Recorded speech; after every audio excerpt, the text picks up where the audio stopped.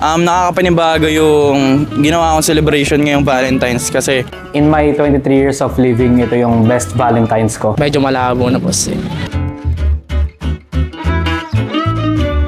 Bali, syempre, gumising muna ako ng umaga. Syempre, gumising ako.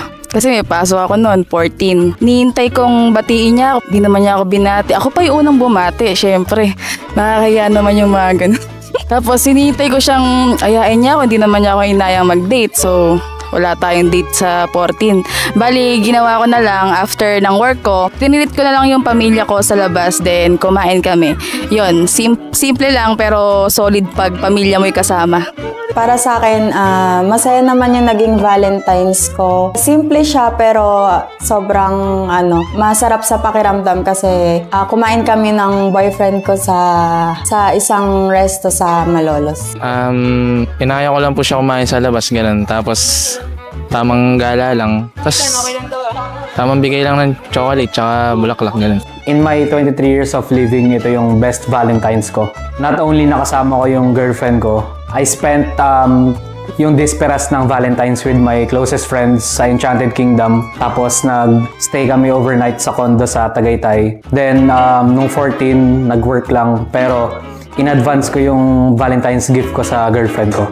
I gave her a bouquet of flowers tapos promise ring na naka-engrave yung name ko sa loob.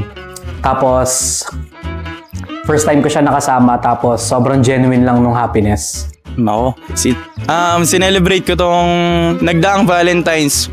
Medyo nakakapanibago kasi first time kong magse-celebrate mag-isa ngayong Valentine's. So, medyo nakakapanibago, medyo kakaiba. Pero ginawa ko na itong last time, nag-celebrate ako mag-isa. Pumunta ako ng Espanya kasi madalas kami mag-food trip doon last Valentine's, ganon.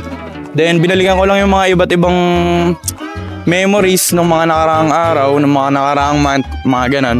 Kung naghahanap kayo ng para sa next Valentine's nyo or mamahalin nyo talaga, nandito yung tropa ko, hilahin ko lang, papakilala ko lang sa inyo si SK Ken Jairus, napakamapagmahal nito. Talagang, nice. Tol, mag-ayos ka naman sa kanila. Ayos sa inyo nga pala. Thank you po.